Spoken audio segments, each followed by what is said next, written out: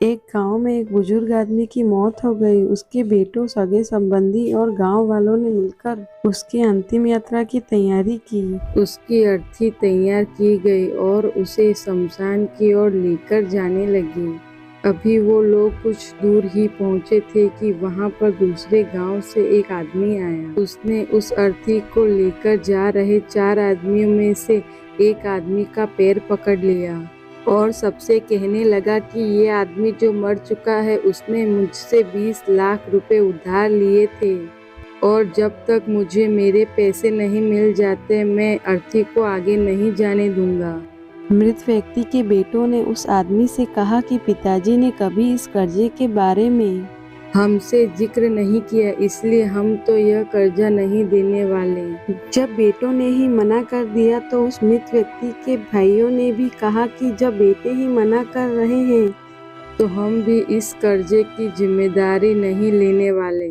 शमशान यात्रा में शामिल कोई भी आदमी पैसे देने के लिए राजी नहीं हुआ। दूसरे गांव से आए उस आदमी ने अर्थी को आगे भी नहीं जाने दिया जब तक इस घटना की खबर घर की महिलाओं तक ना पहुंच गई।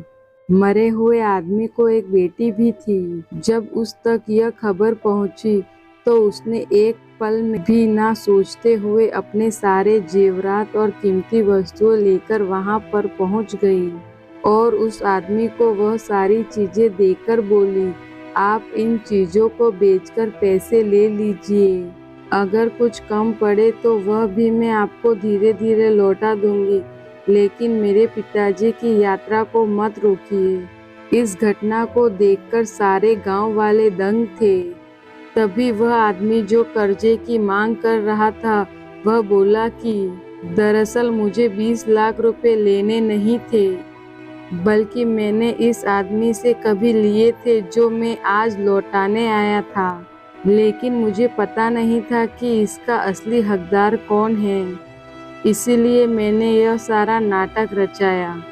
मैं जान चुका हूँ कि मरे हुए आदमी का सच्चा हितैषी ना उसके बेटे हैं, ना उसका भाई, बल्कि उसकी बेटी है।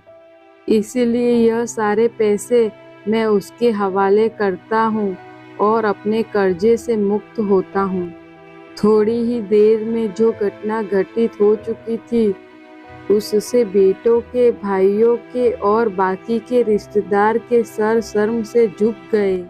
इसीलिए हमेशा दुआ करना कि हर किसी को एक बेटी जरूर हो, क्योंकि बाकी सब तो माता पिता की दौलत को अपना समझते हैं, लेकिन बेटियां माँ बाप को ही अपनी दौलत समझती हैं।